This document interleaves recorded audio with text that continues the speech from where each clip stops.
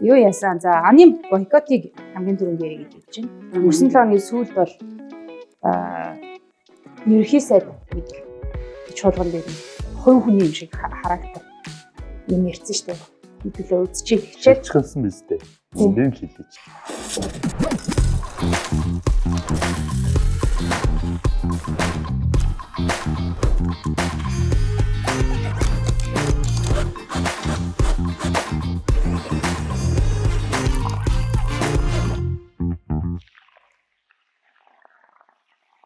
Хүүхдүүдтэйгээ юм ярьж байгаагүй би ингээд хариултгүй болчихно. Тэд нар чинь ингээд намайг хариултгүй боломж авч байгаа.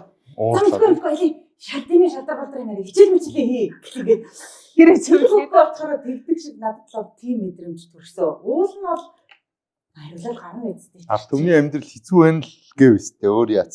Тийм тэр нь хариулал гарна үстэй. Тэгээ би хариулах гэж байсан болов уу гэж бодож байсан чи сүүл рүү уурлаад.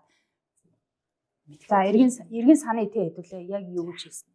Энэ ирээдүй гэдэг нэг гоё нэрийн доор ингээд нэг баялаг гэдэг нэг гоё юм нэр хоч юм шиг юм ил нэг яриад байна. Гэтэл өнөөдрийн бодит амьдрал чи ямар байгаа юм бэ?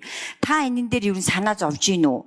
Тэр баялаг бүтээх гэж энэ сан гэж ярихаасаа илүү өнөөдрийн энэ ард түмний амьдралыг та яая гэж бодож байгаа юм бэ? Гадаадын хөрөнгө оруулалт дээр ямар бодлого ярьж байгаа юм бэ? Энэ баялагын санд хуримтлуулна гэд хийж байгаа энэ ажил чинь нэг талаасаа зөв боловч нөгөө талаасаа гадны хөрөнгө оруулагч нарт яаж тусах юм бэ? Гадны хөрөнгө оруулалт орж ирэх баталгаа байгаа мó? Таны энэ дээр тусгасан 30 он гэхэд 3 их 80-аар эн чинь наривжих, баяжих ийм боломж гарц гаргалаа харагдаж байгаа мó? Та ер нь одоо 6 жилийн төрд өндөр дэд албан тушаал хашлаа. Ерөнхий сайдаар ажиллаад та 5 дахь жилдээ орж байна. Та хитрхи вакуумжаад хитрхи амьдралаас тасарсан юм биш үү? За баяр докторгийн асуултанд хариулъя.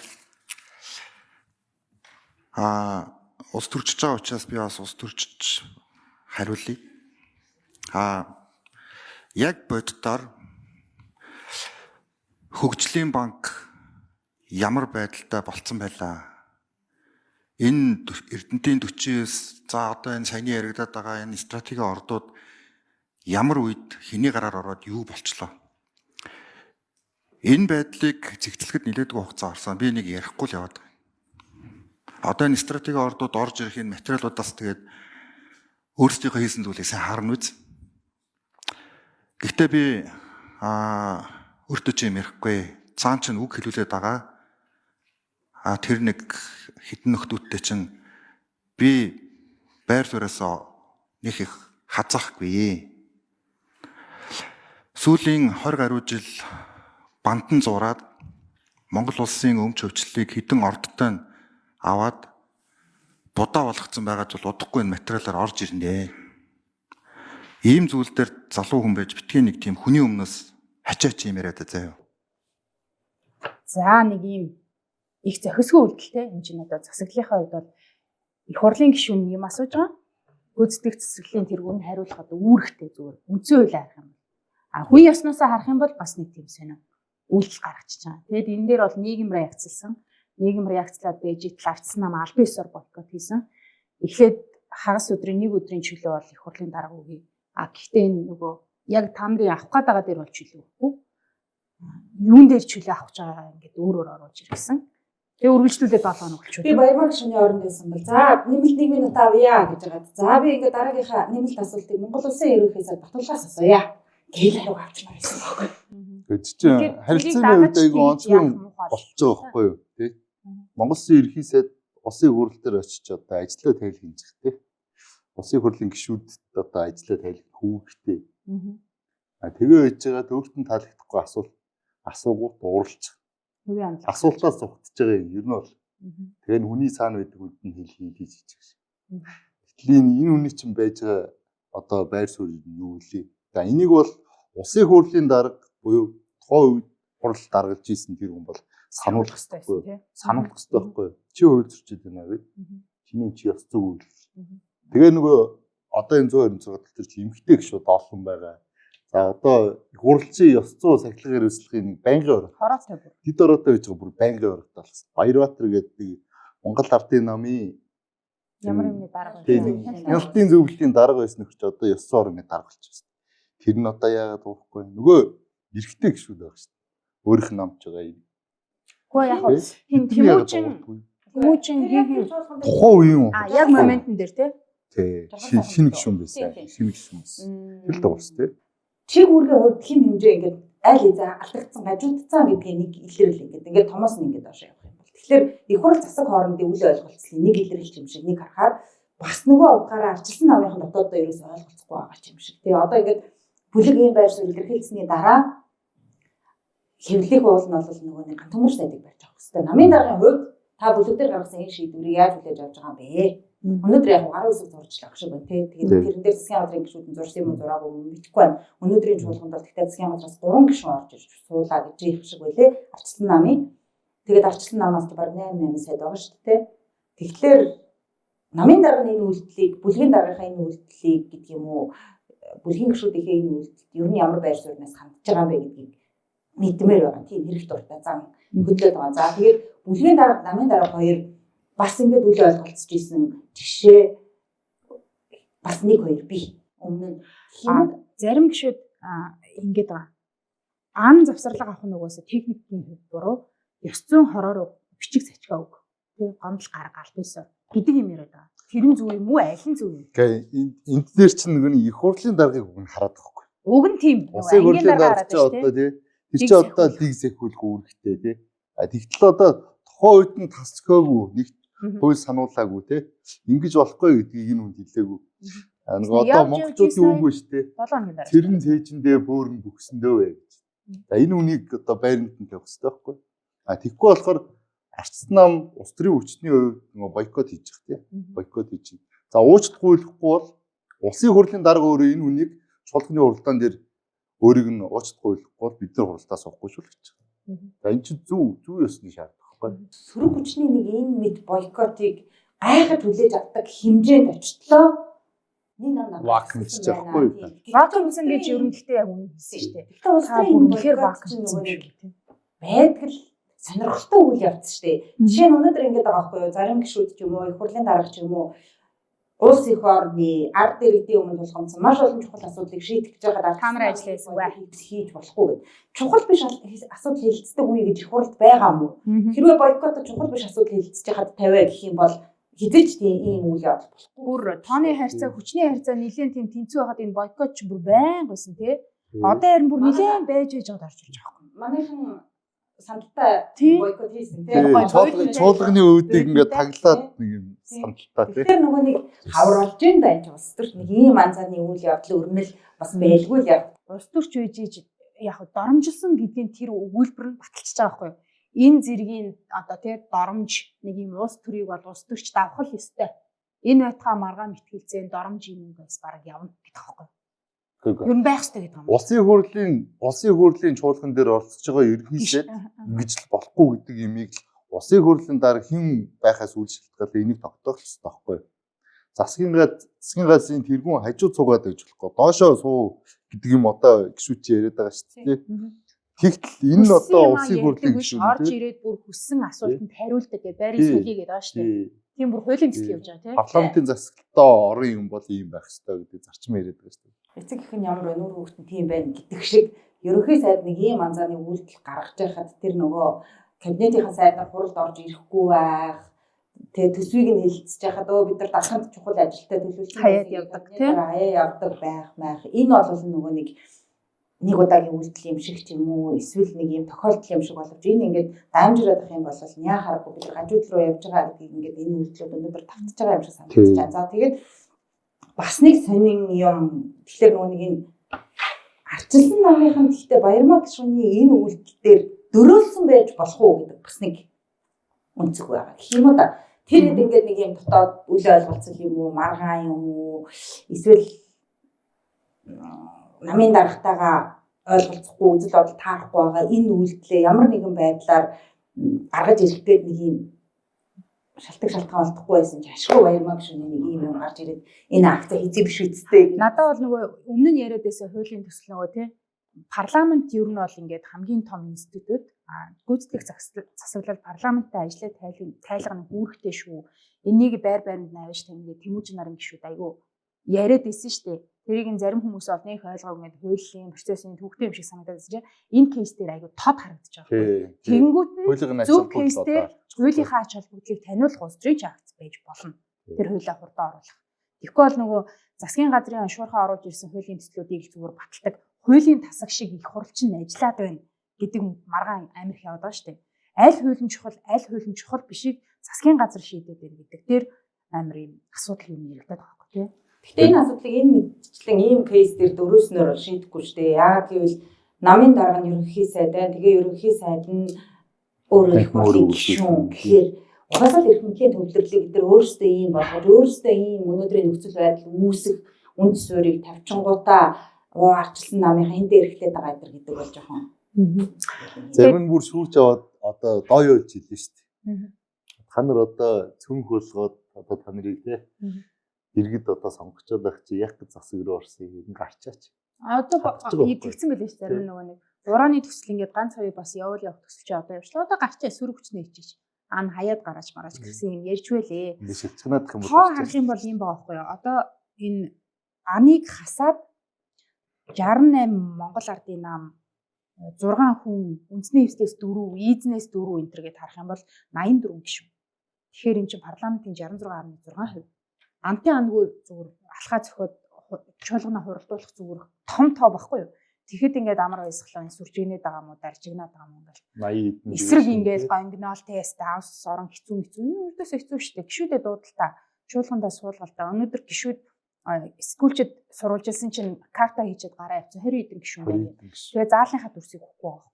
Тэр чинь амар баясгалан байж байгаа зэрэг яг.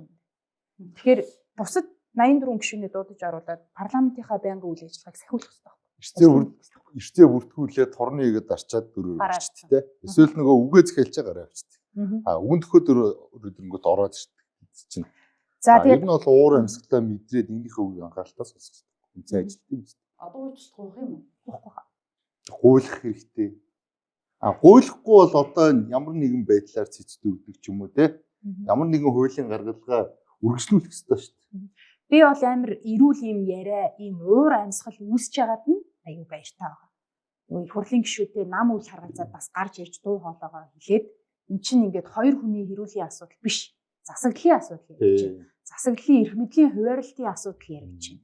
Эрх мэдэл нь бүр ингээд уруугаа харцсан асуудал ярьж байна гэдэг нөгөө ийм том агуулгаар нь сэдв хүнж яваад байна шүү дээ. Ерөнхий сайд заа уучлаарай. Би жоохон эмоц гаргажээ тий уучлаарай. Эцэг бол баг илүү гоё харагдана тий. Тэгээ нэг эр хүний одоо нэг джентльмен зан ядаж гарч болно. Гэхдээ ирчүүдийгээ тэгсэн бол бас нэг юм арай өөрөөр цаас гэж бодох байсан. Эмэгтэй хүн лөө ингээд бүр илтэд ийм зарчмын юм яриад асуулт нэг гэж байгаа айгуу тийм. Ерөнхий сайдыг бол жижиг харагд болчихж байгаа юм.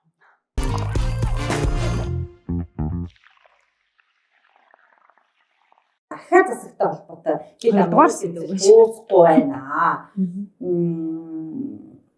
Засгийн газрын хурал орон нутагт бүсчилсэн хөгжлийн 2 дахь хурал 3 дахь хурал тий. Эхнийх нь хангаан бүс болсон. Сая хойд бүс болсон Булган аймагт болсон. За Булган аймаг юм шийдснээс 400 км Улаанбаатараас. Сайхан зассан. Гоё замтай шүү дээ. Янзын тий. Нисдэг тэргээр явсан. За ер нь засаг тэнд юу шийдсэн мэдсэн нэг ер нь монголчууд мэдээчгүй мэдхийг хүсээчгүй. Хурал болсон дуусаад залгаад төмөр гарсан. 5 газар төмөр гарсан. Болохтой зэрэгцээ засгийн баг хуралтай зэрэгцээд тэгээд хүү яав энэ төмрийг чи одоо унтрахад одоо нөгөө иргэд хүү яа одоо яах вэ гэсэн чинь очиод унтрах гэсэн чинь шуурхай ажиллах гэсэн чинь нисдэг тэрэг байгаа гэдэг асуудал үүссэн. Хүмүүс юу вэ гацсан юм аа. Одоо эн чинь бог дуулан дээрч гарлаа, сэлэнгэд тулгамж гарлаа тий. Тэгээд тэр гал гарсан галыг одоо унтрах гээд аврагчид усаа үүрээд байна. Машин дэвтэрсэн зураг. Хүн чинь хүрэлцэхгүй иргэдээс тусламж гуйлаа. Пэйжээр экологийн цагтаа хүртэл пэйж дээрээ тавьчихсан шүү дээ. Бог дуулан дээр одоо галаа унтраж чадахгүй иргэдээ туслаа. Тэр аман дээр байна гэдэг. Тэгэд энэ жил сайтар нь онгоц унаа байна. Одоо энийг ингээд нэг юм тооцоолдгүй маа гэхэд өмнөх туршлагууд дээрээ тулгуурлаад ингээд за ой хоёрын төмөр гарах нь тодорхой. Тэр хөдөө орон нутагт гарна, ой хэр гарна, ахуй хэмжээнд гарна, тэр цуслангийн шар усаар шатаадаг барьдаг ингээд хэдэн айлын цуслангийн бэлэн байх те аялждаг. Эсвэл энэ нөгөө нэг сансрын экологийн тэнд саяхан гал гараа үзтээ нөгөө ахуй өрөөнд ингээ орон сууцны барилга шатдаг барьдаг гэдэг. Энэ бол хаврын хамарт гардаг. Хүмүүсийг сэрэмжлүүлээд хариуцлагатай болдгоо ингэнэ гэдэг ийм дүр зургийг өдөрт баримжаалж явах ёстой шүү дээ. Тэгээд хаврын хүрээс албаны мэдэн дээрээ онцгой хуур ашиглалттай гэл ингээл жил болгон бичдэг. хавар хуураад байдаг тийм хизээ чигтэй байсан. Нодны амар зүгтэй байхад ч хавар нь өчнөө галтай байсан. Өргөн барьсан санагдаад байна. Гэтэ яг нөгөө нэг санаачлаг гарсан. одоо 106 гишүүнтэй олсны нэг давуу тал нь гэдэг юм уу да нэг юм салбараас хүн ороод ирсэн нэг тийм хэд хэдэн хүн орж ирдэг нэг юм жишээ тоглоо шүү дээ. Эрүүл мэндэл гэхэд одоо 4-5 хүн лав байж байгаа юм тийм манай малын эмчнэр шүү дээ. Малын эмч те. гаан чуул хаан Тунсад хүний эмч. Малын эмч. Үгүй шүү дээ. Уяач болохоор малын эмч болчих тийм үү? За уучлаарай. Би малын эмчлийг сонссон юм да нөө. Хүний их байсан. Тэгэхээр онцгойн пэйжийг үзэхээр он гарснаас хойш 4 сарын 30-ны өдрийн байдлаар тэгэхээр 12 аймгийн 55 сум нийслэлийн 2 дөрөвт нийтдээ 79 удаагийн ойр хэрийг төмөр бүртгэгдсэн гэж байна. Тэгэхээр энэ ингээл угаасаа л гардаг юмн дээр яа. за тэгээд нисдэг тэргүүдийн гоё шүүсээ хэлээ. Монгол улсын хэмжээнд хэдэн нисдэг тэрэг байна гэж бай. Тэгээд тэнд очино 5 нисдэг тэрэг бол эзэд нь шүүгдэд гараад ирж байгаа интернет дээр хайлт хийхэд нэг нь Батлан хамгаалахын яамных хил хамгаалах ерөнхий газрын онцгой байдлын ерөнхий газрын за энэ Альфа Аврора гэсэн нэртэй нисдэг тэрэг нь болохоор 25 онд орж ирээ. Тэгээд ерөнхийлөгчийг нэг тээвэрлэх үйл явц хийсэн. Тэгээд Батлан хамгаалахын яам байж магадгүй юм шиг үлээ. Нэгэн зэвсэг түвшний жанжин штаб гэсэн ийм төрийн 5 байгууллагт харьяалагдж байна гэдэг юм мэдээлэл гарч ирж байгаа байхгүй юу? Танай граф энэ тухай бичсэн. Тийм, манайх бичсэн. Тэгээд бусад сайтууд ч гэсэн бас бичиж явах шиг байсан. Тэгээд ганц баригдсан хүн нь бол онцгой байдлын ерөнхий газрын нөгөө нэг хурандаа өндөр юм билээ. Мэдээлэлсэн баярхүү болохоор за ёстой мэдгүй тодруулъя гэдэг хариулт өгсөн. Ямар ч албаны хариулт өгөөгүй байжгаад харин Батлан хамгаалахын сайд Бямцагт өнөөдөр ордон дотор баригдаж яриа өгсөн юм. Гэхдээ за би бол машинаар явсан. Тэр бол ундаг гэхдээ амралт зугаалгандаа унж болохгүй гэдэг яриа өгсөн байт юм аа. За яг ямар сайднаар онгоц ашиглаж явсныг би бас асуугаагүй, мэдээгүй. Ер нь бол бас төрийн ажил хийж явах те бас төрийн байгууллага хуулиар хүлээсэн чиг үүргээ бас тодорхой одоо хуулиар хүлээсэн албан тушаалтнууд албан хашигтаа бас одоо төрийн унаа төв дотор бас онгоц нисдэг тэрийг ашиглах боломжтой ашигладаг. Энэ бол зөвхөн өнөөдөр ашиглаж байгаа юм биш. Урд өмнө ч ашиглаж ирсэн, одоо ч ашиглаж байгаа, цааш ч ашиглах хэрэгтэй байна. Тэр одоо хөлийн цэргийн байна уу, Батлан хамгаалахын байна уу, одоо онцгой байна уу те. Тэр одоо онгоц нисдэг тэргүүдийг бол хуулийнхын дагуу төрийн ажилд шаардлагатай юм ажлууднаас ашиглах хэрэгтэй.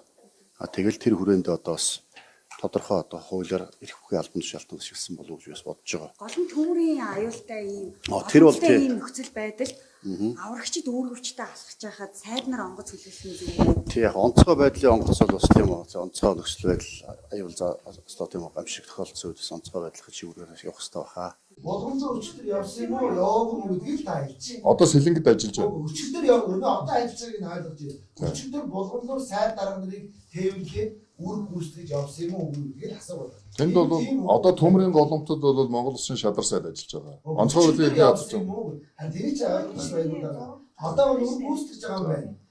Хоёрдугаарт нь сайд дарга нарыг тээвэрлээд Булган аймаг руу явсан юм уу? Яваагүй гэдгийг л асуугаад. за тэрийг би эргэж тодруулж танд мэдэгдээ. Англи нэг юм алга агуулгын хооронд олол гаргаад ирэх юм дээр тэгэл мэдэн бодлаа, нийлзээл, зааж байхгүй, өгөөж байхгүй, шууд дамжуулж байгаа хэвлэлийн урлагийн үеэр түнтэгнээл ингээд байгаа хэрэг юу аах вэ? Тэгснэ гинт нэг хүн онгоцон дотроос ажиллаа хийж эхэлсэн байт юм аа. Зураг мураг янзын тий. Янзын гоё камераар янзын гоё татсан. Химлээ наачаа. Нөгөө сарнаатай. Хөсөөт рүү улаан бүс рүү ордог. Дабл стандарт уу? Дабл стандарт. Ер нь бол энэ хүнд ингээд Дабл стандарт гэдэг үгэлж байсан. Энэ хүн дээр анх дабл стандарт гэдэг үг гарч ирсэн тий. Нөө дабл стандарт. Бүгд хөл хориогоо ингээд яатсан хатуу хяналтанд орсон оршуулгаач хийж чаддгүй. Салах ёсч гүйцэтгэх хэрэггүй байхад улаан зон руу орж арга гэрээ иргсэн асуудал ярьдаг байхгүй. Энэ хүн маань яасан. За тэгээ ковидын үед бол гайхалтай усан ориглоор барьсан. хэдэн тэрбум орчуулсан. Хамгийн их ингээл баалуулдаг богдын аманд аваачаад хаус урьц тусгай хамгаалтай газар. Цементтэй ашигтай мангар том хауст амьдардаг гэл. Тэгэл айгүй олон юм яадаг. Одоо нэг нь бол тийм бурус ядаад байшин барьдаг чинь миний сайд. Тэгээ одоо нисдэг тэрэгнээс зураг цацсан. Эц нэг сая явууллаа штэ. Онцгой үйдлийн албаагчд гараараа гал унтраагаад цормонд оруулсан дахиж асаад ус одоо тий усаа ингэ зөөж чадахгүй байна гингүүд онгоцны яасан бэ гэд иргэд нэгсэн чи одоо танах дэлгэсэн тий игүүр ус дэлгэсэн байсан тий нөгөө тэр яг бүсийн ухралтай онгоцтой байж байгаа тохоо зураг тий өглөө нь орсон тий сэтгүүлснэр бас тэнд бас нэг сэтгүүлснэр сурвалжлаа явж байгаа юм билээ бүсийн ухрал сэтгүүлч явсан маа штэ тий тэр дундаас нь зургийн одоо онгоцныхын зургийг хин онгоцноос буугаа суугаад байгааг нь папарацтай чи гэд сэтгүүлчнэрийн нэгнийгээ уриалаад байгаа. Битсэн шүү дээ. Ер нь бол тийшээ сурвалжилж явсан сэтгүүлч тэр редакцуудаас ганц ч тийм папарац гаргасангүй. За яг тэр үзэлцэнүүд минь наад чи юугээл аймаг сумын төв дээр очиж боох үхээр буугаад машинаа дуудсан байгаа шүү дээ. Тэгээд ийм хил ам гарсан чинь манай шадар сайд тэр гал гарсан аймаг руу одоо онгоцтой явж гинэ гэдэг нэг юм зураг байсан тий. Тэр нь бол мэрэгжлийн аппаратаар авсан зураг тий. Тэр онгоцон дотроо өөрийнхөө одоо контентийг одоо дагуулсан явж штэ.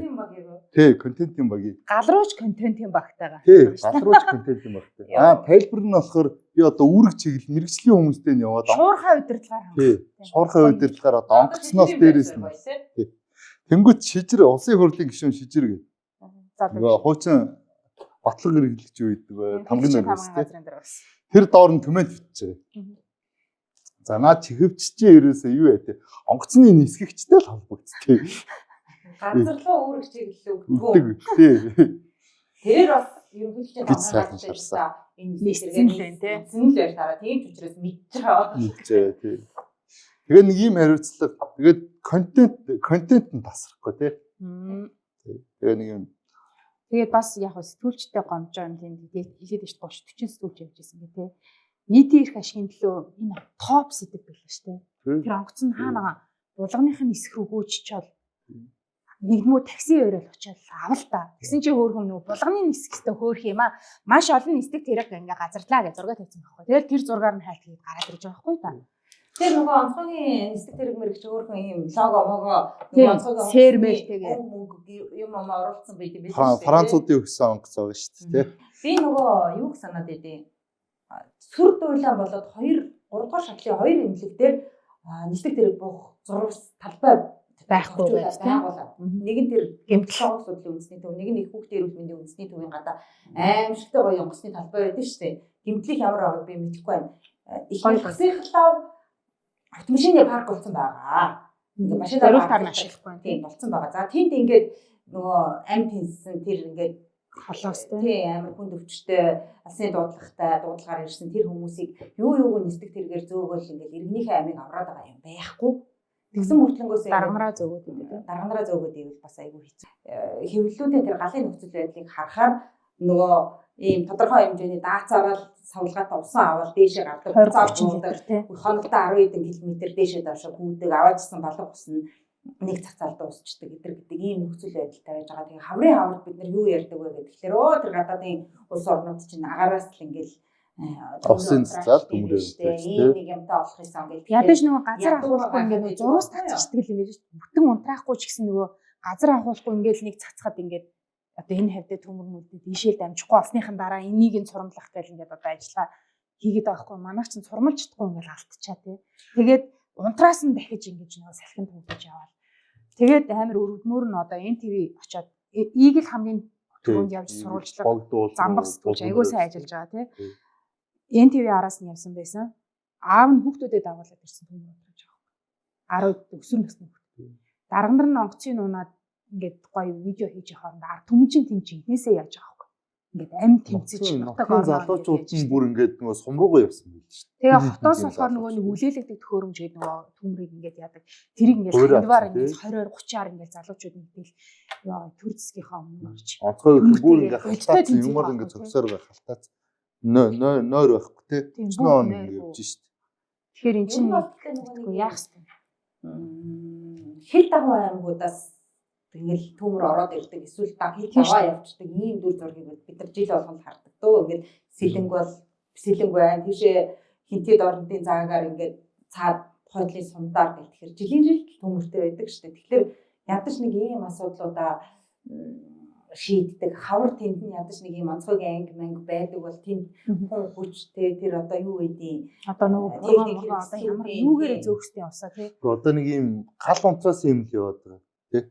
Онцгой байдлын албаагч яг ингээ албан үүргээ гүйцэтгэж жагаад амьс алддаг тий.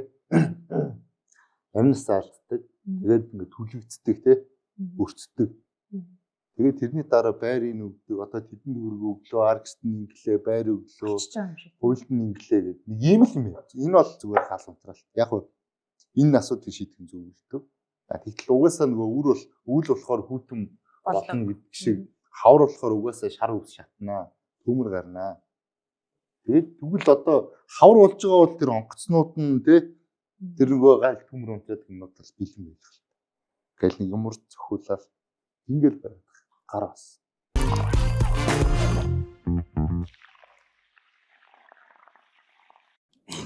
Би нэг томилсонд явж ирээд нэг мэдээ оруулсан чи ердөөс миний мэдээ явдаг. Юу болов гэх нөө мэдээлэлээс жоохон хоцорсон интернет гэж явж байсан чи хорвоогоор нэг салаач байгаа. Тэгээ юу болов гэсэн чи нөгөө нэг нийтийн төлөөлөгч юм лээ. Ингэж чаргалангийн асуудал BRB-ийн тэр чин өндрийг аваад тэр өдөр ямар ч мэдээ яваагүй юм лээ штэ. Тэгээд энэ мань хүний ингээд энэ үйлдэл нь нэг удаагийн ярдас үйлдэл биш байна. Ер нь ингээ хорвоо биеэс хардаг. Ингээд дахин энэ үйлдэл гаргаад байгаа бүр ингээд зэвүү хүргээд тэгснээ бүр тэр нөгөө нэг лавгийн том гэдэг ярьсанд орцсон. Тэндээс нэг л юм ингээд гүйлгэж үзэж байгаа байхгүй хүмүүс. За уучлалт гойх нь уу яах нь те. Нөгөө одоо тэр салавч малавчтай биш шүү дээ те. Хогийн цэгийн ингээд амьдралыг жишч хүүхдтэй сурган хүмүүжүүлэх үйлдэл хийж байгаа нь хүний эрхийн мэдрэмжгүй хүүхдийн эрэхтэй баркастинг систем шиг юм яригдсан учраас нийгмийг зартаад байгаа хгүй. Тэр мань хүн ердөөсөө тэр үнцгийг ойлгоогүй. Буруугаа үлээхгүй. Тэгснэ би тэгж ярил гуйж бараг нийтийн төлөөлөгч болоогүй бай. Тунаад байгаа юм чи. Тэр үнэхээр юу жинхэнэ ориг вакуум билээ шүү дээ. Тэгээд тэрнэр сонгоч гуугаагүй. Гуугаагүй гэсэн. Би бараг ингээд төлөөлөгчин жагсаалт орж ирдэг. Нийтийн юу ч болъё гэж гуугаагүй. Танаа стадион нурж унах гэж яахад би харин ч аварсан гэгэн тэмнэгэнтэй. Тэр терминалыг хар, юуг хар тэгээд хам би бүр гайхсан шүү. Тэр терминал дээр чи 1000 цаг сайттай нэлээд хэрүүл хийжсэн нөхөр өстэй. Би зүгээр яг нөгөө нэг яг сая хуужраагүй дээр ямар үнцэг надад харагдсан бэ гэхээр за тэр хүн ингээ хүүхдэд дагуулга тэнд очтой юм байж. Очоод юу гэж хэлэх юм мэдэхгүй тэр хүний хүүхдээ хүмүүжүүл гаргах штеп. Гэхдээ тэрийг яагаад ингээд сошиал руу чирээд би хүүхдээ ингэж хүмүүжүүлж юм гээд ингэх ёстой юм. Тэгээд тэр сошиалгүй зүгээр л тэр хүүхдээ өөрийнхөө аргаар зөв гэсэн аргаар хүмүүжүүлж явал та. Бусдыг нөгөө ялгуурлахгүй байх гэдэг. Тин ч гэсэн хүн амьдарч байгаа. Ингээд ялгаатай байдал байдаг тий. Бити ялгуурлаараа мэдгүй аутизмтай хүүхдүүд байдаг, ядуу хүүхдүүд байдаг. Ийм бүгд нийлээд нийгэм болдог. Олонлог болдог. Бид ингээд зэрэгцэн оршдог гэдгийг хүүхдүүдэд ойлгох ёстой байгаад байгаа байхгүй тий. Тэгсэн чинь шууд өөрөө ялгуурсныгаа үр удам дамжуулж ингээд заах гэж үйлдэл хийж байгаа юм бүр амар хариусан. За яг гоо ингээд одоо иргэд дотоод тийм нөхрийг ингээд сонгоцсон юм байж тий. Тэгэхээр одоо сонголтын нүчингүй бол боломжгүй. Тэгтээ ер нь бол тийм авир тийм хандлагатай одоо нийслэлийн иргэдийн урлагийн төлөөлөгчдийг нэгүүлэн татдаг нэг юм юмтай л болох хэрэгтэй юм хэлээ тийм болох хэрэгтэй нэг тий. Хоёр тэгээд тийм үнд одоо засаг дарга нь өгсөн тэр нөгөө давхар дээл авах хэрэгтэй шүү дээ. Одоо үндэсний цэцэрлэг түрээлэнгийн юу лээ? Тийм цэцэрлэг түрээлэнгийн төв цэнгэлт хүрээлэнгийн цэвэрлэгийн даргалах ч гэдэг лээ. Тиймний дарга гэдэг шүү. Тэр албан тушаалыг авлаа. Тэр хүн чинь өөрөө сонирхлын зөрчилтэй албан тушаал. Тэрийг аав өстэй балгас байсан. Уурлаад байлаа шүү дээ. Шоу хийдэг залуу өстэй. Шоу зохион байгуулалт. Тэгээ дороо мөрөө нисдэг залуу өстэй. Тэгээд өөрийнхөө хүмүүсийг баха ажил тавьсан. Энэ нийслэлд энэ ёс зүйн зөвлөмж гэж байдаг юм иргэдийн уралт нь. Одоо их хурал дээр жишээ нь ёс зүйн манга орой байна шүү дээ. Тэр шиг ийм бүтэц байдаг юм. Ер нь бол би нийслэлийн иргэдийн урлагийн тэр нөгөө бичлэгүүдийг ер нь харж ирсэн. Батүл даргыг бол нөгөө хотын дарга байхад нь бас нэг юм сонирхон сурвалжилдаг байлаа. За одоо хүмүүс нэг харддаг юм шиг. Нөхдүүд бол тэр дигмиг гэдэг юм бол авдаггүй шүү дээ. Тэ одоо нөгөө хурлын дарга ерөнхий сайдын одоо ийм байх нь ч өнгөрч. Ер нь бол тэр дотор ч манай Нямба дарга ч одоо хамаг том дарга байдаг шүү дээ. Тэгтэл бол иргэдийн урлагийнхаа даргийнхаа доор байх хэрэгтэй тий. Одоо төлөөлөгч нарыг загнаас олж тийм л шүү дээ. Аргагүй шүү бүгд нь дараагаал тушаалгацсан. 28 нь өөрийнх нь томилсон дарга байгаа юм чинь. Ямба загнуул шүү. Одоо давхар дээл гэдэг юм энэ дээр ярих. Танаа ярьдаг. Манай хэвлэлийн энэ дээр Нямбатар даргыг барьж байгаагүй юу? Одоо чинь аваа загнуулаад байгаа юм чи одоо бүр халгаж шүү. Ярмгийн төвчрлийг одоо давж очоод Нямбагаас инх жаргалан гэж тэрийг одоо асуух юм бол. Ингээд. Ер нь бол энэ үн дахь сонгогдохгүй байлгүйдээ энэ ч одоо яг тэгээ нөгөө иргэд ядаж бухимдаад нөгөө хотын дарга өөрөө сонгодог болъё гэдэг ди петишн дээр санал асуулга эхлээд 12,000 хүн бол газрын үсэг гэн гарын үсгээ зурсан.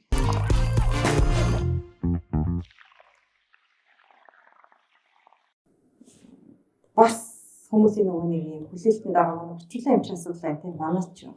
Тэгэхгүй шүү дээ. Орчлон эмчдэр яг хөө миний сэтгэл бол нөгөө бид нар ингээд нөгөө хүний асуудал яриад байгаа юм шиг яагаад байгаа байхгүй тий. Одоо талигачийн бие батчлон эмчийн ялгсны л тойроод яриад байгаа шиг байна. Кофе уу. Том асуудал нь болохоор том асуудал нь одоо ингэдэггүй энэ хууль нөлөөс гяс сайжруулах хэрэгтэй юм уу? Бид нар одоо ингэ нөгөө шийдэл рүүгээ төвлөрөхгүй бол хүний асуудал яриад аюу удчихж байгаа байхгүй тий. Тэгэхээр ингээд урагшлах хэрэгтэй. Батчлон эмч бол би энэ муу байгаа. Гэхдээ би буруу зүйл хийгээгүй учраас уучлахгүй гэдгийг дийцэн. Гэхдээ ингээд ийм сайн болсон учраас ингээд хүлэх юм яах юм гэдэггүй. Тэгээд одоо засах хэрэгтэй бол юу гэж уучлахгүй шүү дээ. Гуугаагүй. Анх зэргийн лайв дээр уучлахгүй гэсэн. Биш албан ёсоор бичиг цаасаар өршөөл үзүүлээч гэдэг юм бол гуугаагүй гэж хэн мэдсэн шүү дээ тий. Энэ хуулийн сайдын дээр айгу буруу юм ярьсан шүү дээ. Тэр үн чинь ингээд өөрт нь оноос нь тэр ялыг одоо хүлээн зөвшөөрөхгүйгээд өмгөөлөгч нь ч тэр өөрөө ч тэр ингээд дав заалтаад хяналтын шатны шүүхэд хандсан байгаа байхгүй юу? Дээж өгөх үү? Тийм. Чи одоо гин буруугаа хүлээн зөвшөөрөхгүй гэсэн үг. Тэгж ойлгох. Тийм маргаантай байна гэсэн үг. Тэгтэл хуулийн сайд тэр эцэслэн хэрэгний эцэслэн шийдвэрлэгдсэн үн дээр ашиглагддаг ялтны ялаас чөлөөлөх өвчний жагсаалтыг яриад байгаа. Тэр үн чи ялтан болоогүй. Ялаа хүлээн зөвшөөрөхгүй гэдэг байгаа шүү дээ. Хяналтын шатны шүүх нь болоогүй. Болоогүй. Одоо товлогдох гэж. Тийм. Дээчүүг одоо энийг одоо нөгөө нэг Батчлон эмч толбогдохын нэрүүгийн гэмт хэргийг дээчүү хилцэх одоо маргаан мөн байна гэдээ үзчихвэл дээчүү хилцэн. Дээчүү хэнийг хилцэх шаардлагагүй гэвэл нөгөө давхаас сонсцсон байгаа тэр 2 жил 6 сарын ялна гэв. Гэхдээ одоо бас овоо удаан процесс болчлоо тий. Жил гарна. Одоо анхны шүүхийн шийдвэр нь шүүхөөр 1 сард гарсан. 1 сард болсон 1 сард 25 оны. Тэгээд давхынх нь урал 3 сард болсон. Хэрэг үүснээс эхлүүлж жил тойрч жил байна тийм. Хэрэг явдал бол 2023 оны 8 сард болсон хэрэг шүү дээ. Одоо 25 удаа явж байгаа юм баггүй. Гэхдээ яг энэ кейс дээр бол үнэхээр Батчлон эмчийг буруутай гэж бодохгүй. Гэхдээ яг зэрэгцэд шүүхийг бас буруу шийдвэр гаргацсан гэж бодохгүй. Тэгэхээр энэ дунд энэ хоёр хоёулаа буруугүй юм бол асуудал хаана байгаа бэ гэдгийг засах хэрэгтэй юм байгаа үз. Тийм бодох хэрэгтэй болж таарж байгаа юм шиг. За тэгээд бид нар нөгөө түрүүн ярьсан шүү дээ Дүнжин гарагийн галлын дэлбэрэлтийн урьдчилсан хэлэлцүүлэг гэдэг хуулийнхаа өмгөөлөгч нар прокурор гэдэг ингээд бүгд ингээд дор бүрнээ басан гэдэг. Энд чинь аюул нарийн төвхтэй харилцаа бүр ингээд мэрэгших шаардлагатай юм байд юм байна гэдгийг тэр хэлэлцүүлгийг магадгүй сонирхож бүтээсэн хүмүүс бол хөөх энэ чинь аюул нарийн төвхтэй юм байд юм байна. Бид нарыг хөнгөлц дүгнэлт хийх юм байна гэдгийг ойлгохоор ийм процесс болж байгаа. Тэгэхээр энэ дээр ч гэсэн бид нар ингээд яг тэр процесс юу болсон гэдгийг мэдэхгүй байж ч л ингээд шүүх буруутай тэр гэр бүл паа энэ гэж ингээд ах нь бас жоохон хөрөөсөл авах гэж бодсон. Зүгээр надад айгүй тодорхой биш үлдсэн юм.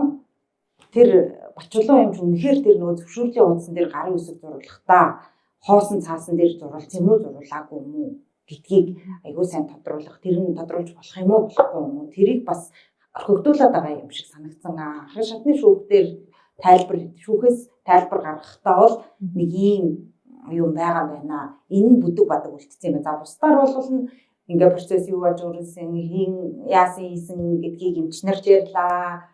За тэр арга гэрийн чивлээ урал мурал хийлээ. Ингээд нэг юм юмнууд болоод ингээ хүн болго өөр гэсэн дүгнэлттэй үлдсэн байгаа шүү дээ. Тэгэхээр тэр цаас үнэхээр тухайн үедээ хоосон цаас байж байгаа гарын үсгийн зурвалжингуудаа нөхөө бичсэн юм уу гэдгийг би жоохон сонирхоод байгаа. Зүгээр Энэ бол нөгөө нэг одоо процесс гэхгүй тий. Тэр хүн ингээд донор олтно гэдэг чинь одоо өдрийн од юм тий. За энэ бол ингээ буян түүл.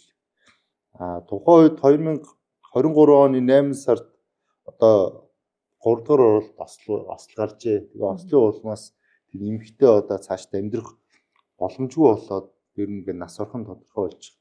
За эрүүл мэндийн яамнаас тэр нөгөө эмчтрийн одоо эртэн шилжүүлэн суулгах одоо үндэсний багаас ингээд Батчулуун эмч тэр гэр бүлд одоо санал тавьж байгаа. Тэгээ танаа хүний одоо илүү өөрийг авъя. За мэдээж ингээд дагалдуулаад цуц ингээд авагдана гэж хэлсэн. Тэгж ойлгуулсан гэж одоо тэр аргийн хэлээд байгаа. Тэгтэл одоо нэгт шүрмэс илүү авсан. Сод заавнагч шүрмэс авсан. Шүрмсөө авахаасаа гадна яснуудыг одоо авсан тий хамт авцсан ингээд. За энийг бол тэр нэг оршуулгын явцад арга ирнэ мэдээд ингээд нэг цочирчээ.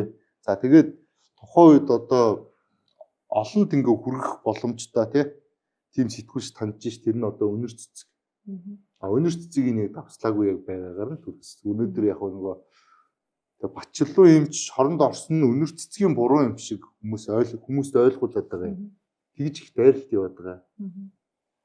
Тэгтэл одоо мэдээллийг л одоо олон нийт төрсөн тий. Арга гэрийн ийм явдал болж байгааг л өнөр цэцэг үргэлжлэхгүй та. Ер нь зөв би бол яг сэтгүүлчээ өнөр цэцгийн зөв гэж бодож байгаа. Юу болоод байгаа гэхээр тэр одоо эрүүгийн үйл дээр заацсан гэмт хэрэг үлдэгдсэн гэдэг нь шүү дээ. Одоо шүүхт хийж үзчих, прокурор мөрдөгч бүгд хийж үзчихин тий. Хүний имийг хэлэхгүй хуураад авцсан байна, хуурч мэтлээ авцсан байна. Энийг нэрлэхэд эдгэрхтний хуурч мэтлээ авцсан байна гэдэг гэмт хэрэгээр 2 жил 6 сар авцсан байна. Тэгвэл өмгөөлөгч нар нэг ийм яриад байгаа. Няцаалт аргумент хийж байгаа. Аргумент нь тэр хүн одоо амьгүй донор гэдэг бол одоо цогцсон. Цогцтой.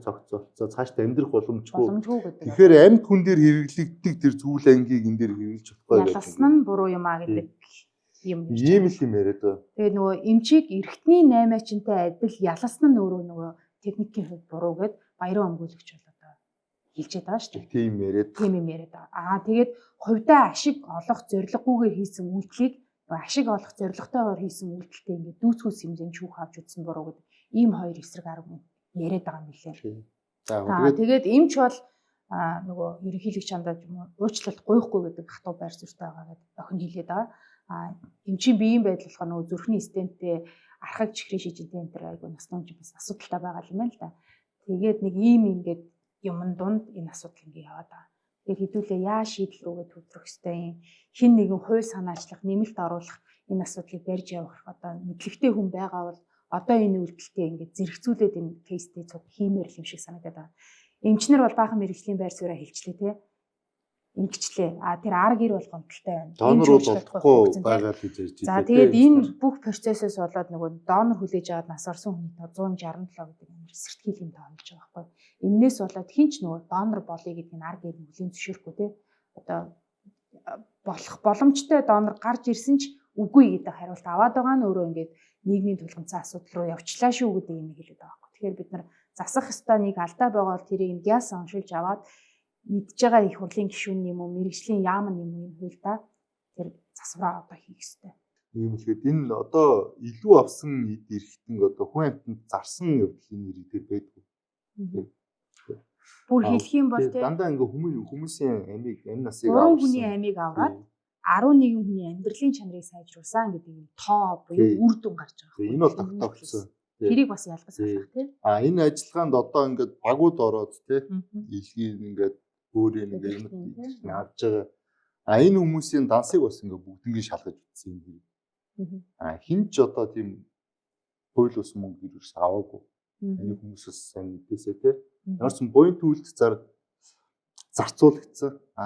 Батчулуун эмч өөрөө энэ Монгол улсад энэ донорын харилцааг бий болгоход донорын хуулийг батлуулахад тий маш их амьдралаа зориулсан одоо энэ эмч мэрэгчлэн одоо нэгдүгээр эмнэлгийн тий энэ эмч мэрэгчлүүдийг бэлтгэхэд одоо ахалсан тий олон шавьтай юм ундаг л хүн юм байлээ. Гадна магадгүй энэ албыг цааш нь аваад явах нөгөө нэг хүсэл эрмэлзэлтэй зоригтой зоригтой тэр эмчнэр гарч ирэх үгүй юу гэдэг бас нэг жоохон эрсдэлтэй болчлоо тий.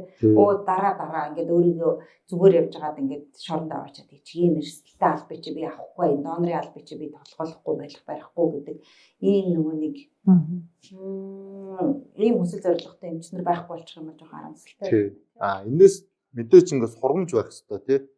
Хичнээн мундаг хүн байсан ч гэсэн тий хичнээн буянтай хүн байсан ч гэсэн тэр одоо яг үннээ л хэлэх хэрэгтэй. Ийм ч аавнаа. Тэр нь протоколтой ингээд гариус зурхад энэ бол итгэлцэл واخгүй. Одоо нэг ингэж бид нар нөгөө сэтгүүлчид бичээд протокол үлдээд хажууд нь voice авдаг шиг тексттэй юм яахсан. Одоо хүний алдсан ар гэр бол ингээд бүтэн самуурсан үнэхээр хямарсан явж байгаа тийм. Эсвэл ар гэр марцсан байж болно. Эмч нөгөө ажил руугаа төвлөрөө дутуу тайлбарсан юм мэдхгүй тийм. Тэгэхээр энэ протокол процессыг бүр ингээд яг норм болгох хэрэгтэй юм гэж бид ойлгож байгаа байхгүй тийм. Эргээд бариад авахд бичихтэйгээ voice-тойгоо мэдгүй бичлэгтэйг юм уу яах вэ? Тэгээ одоо бачим чулуун эмчээ өөрийнх нь нөгөө мэдүүлэг байхгүй.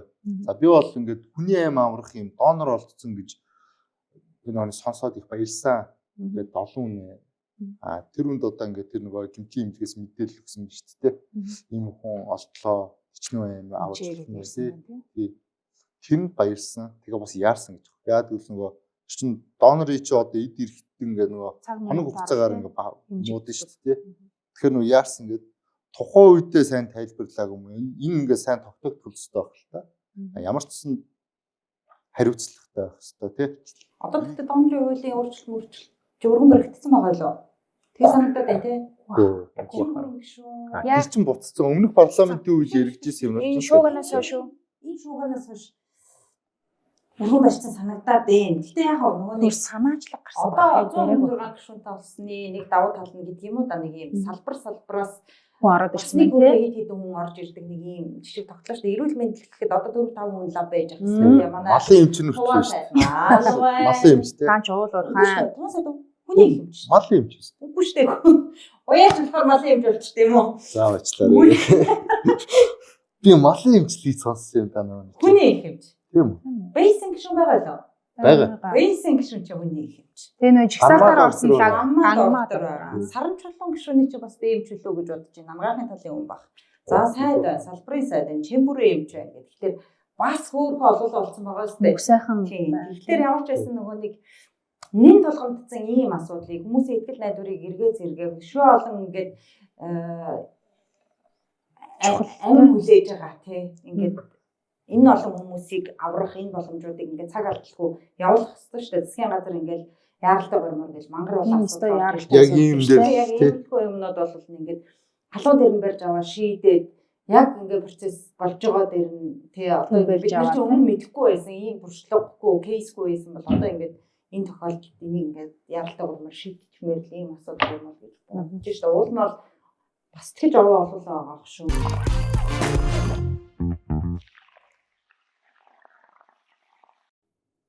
За түрүүчийн 7 хоногт тэрийг хайчаад явсан хүн ямар юм бэ?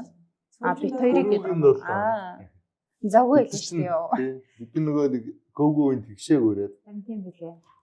Бөөндөө айлын өгөх ордойцсон билээ шүү дээ. Бөөндөө ярилцъя гэсэн чинь чи өөрөө Америк явсан. Виз гарцсан яг гарахгүй юм шиг. Жилгүй гинж явсан. Бид чинь дөрөвдөө суулчихсан шүү дээ. Орой бас хаашаа. За. Ядарсандаа унтсан шүү дээ. Йод ядарсандаа унтна. Юугаас нойрны сольж гарч гараагүй өдөр сударж хооронд. Тэр Америк явсан томилт чи юу байсан? Одоо тэгээ ирснийхээ дараа хүүхэн бас дуулаа шугаатай. Гоё. Тэр юу яасан? Валютын сангийн хурал гээд хавар намар болдог. Энэ нь болохоор одоо эдийн засгийн оншилгоо хийдэг ийм том дундын байгууллага. Дэлхийн банк олон улсын валютын сан гээд хоёр том газар байгаа шүү дээ. Тэгээд энэний хамгийн том хурал тэгээд одоо явцсандаа би их олзуурхаад байгаа нэг худалдааны дайны докторгүй байдал эдийн засгийн нэг юм хамгийн бужигнж байгаа үед явж очиж ингээд уур амьсгалыг мэдэрсэндээ бол баяртай байгаа. Тэгээд тэнд хурал дээр нь 2 өдөр л ажилласан. Ирж очихдаа 4 өдөр, тэндээ 3 өдөр байсан. Тэгээ хурлыг бол очиж сурвалжлаад нэлээд хурлын төгсгөл одоо дүгнэлт тавьцаа суусан гэх юм уу. Тэгээд яг гоё хэсэгт нь суусан байна тийм бас нэлээ үр дүнтэй нэлээ саналаа багцлцсан үе суусан. Тэгээд бид нар чи явахдаа сэтгүүлчийг явахаар чинь манай сайд дарга нар бол бид нарт ингээл эдийн засаг юм байгаа тийм байгаа гэж хэлдэг шүү дээ. Үгүй төсвөө тодохгүй ч гэдэг юм уу те. Бид нар ингээд нөгөө талд гарч агаад те өөр газар өөр тогооно энэ жижигхэн тогооноосоо гараад тэнд очиод бас нэг асуудлыг хараад сонсоод мэдрэх те улсаа ингээд харж марах чи ингээд гоё хөрсөн дээрөө бууж байгаа байхгүй. Дарга нар ч тэнд гоё хөрсөн дээрөө буун шүү дээ те. Ямар жижигхэн улсаас ирсэн ямар сайд нар вэ гэдгийг мэдрээд тэгээд энэ нөгөө хурлаас бол ердөөсөө хоёрхан л үр дүн ярьж илээ. Ер нь эдийн засгийн энэ хямралч нь худалдааны дайн тодорхойгүй байдал бол дунд хугацаанд үргэлжлэнэ гэдэг юм дээр бол саналаа нэгтгэж илээ. Дунд хугацаа гэдэг бол 3-5 жилийн асуудал ярьж байна. Тэгэхээр манай одоо энэ хямрал бид нар аягүй сайн бэлтгэлээ базаагаад энэ чинь 1 жилийн 2 жилийн Трампын сэтгэл хөдлөлийн асуудал биш болчихж байна гэдгийг дээр санал нэгж байна.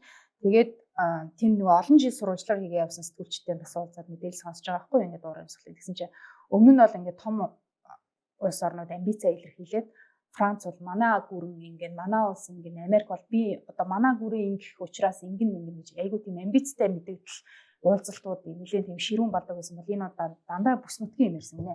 За Европын бол Америкийн ерөнхийлөгч нь одоо ирээл бүс нутгийнхаа одоо хэдүүлээ твэрээ инgi бүс нутгийн хэмжээнд инgi чи энийг ингэч би энийг ингэч ингээд нэг арай маневрлаад арай зөөлхөн эрсдэл үүрий гэдэг дандаа нэг хамтын юм ирснараа энэ айгүй онцлогтой болоод тэгээд хүлээн зөвшөөрөөд тийм байдалд ороод одоо Трамп бол одоо өчигдөргөө өчигд өгсөн ч одоо худалдааны дайныг нэлээд юм урт хугацаанд сунжирх нэ гэдэг дээр бууж өгцгөөгөөд тэгээд ийм бодлогын ийм шийдвэрүүд авъя гэсэн юм дундын юм дээр очиж уулцсанараа айгүй үр дүнтэй болж гэж хэлж илээ.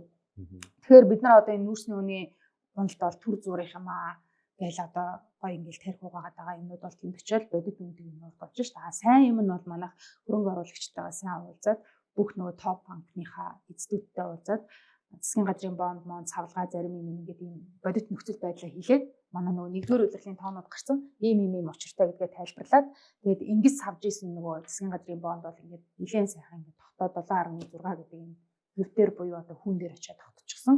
Үүний араас хувийн хвшлүүд хөгжлийн банк тэргүүтэй ингээд бондын цугаал гарах бах гэдэг тийм юм хэлсэн. Тэгэхээр одоо биднэрт найдаж болох юм зис алт 2,000 нөгөө үнэтэй байна.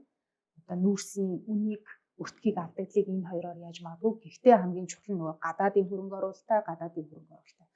Бүх дарга нар бүх гадныхнаас гарч ирж байгаа гадны хөрөнгө оруулалт талтай. Тэнгүүт бид нар чинь нөгөө халзан бүрэгтэй гэж чулуугаар хөөцсөн ураны төсөл гээд талбай дээр чигсэн. Бид нар ингэж бодож ямар шаардлагагүй гэдгийг хэлээ. Ажлын одоо уулз ингээ болдог шүү дээ ажлаар. Сая хаан хангатай ажлын уулзалт хийсэн. Нөгөө ярианы сэдв нь тусалганд юу вэ? Төв банкныхан бол ингээд нөгөө баахан банкныхантайгаа уулзт юм байна. Сангийн сайд нь ингээд бүс нутгийн болон манай бондыг худалдаж авсан одоо том банкуудын төлөөлөлтөд ингээд сегментээр уулзаад бидний очих сангийн сайд найд асуурын гав юм зөрүүд ниссэн байсан огт таараагүй.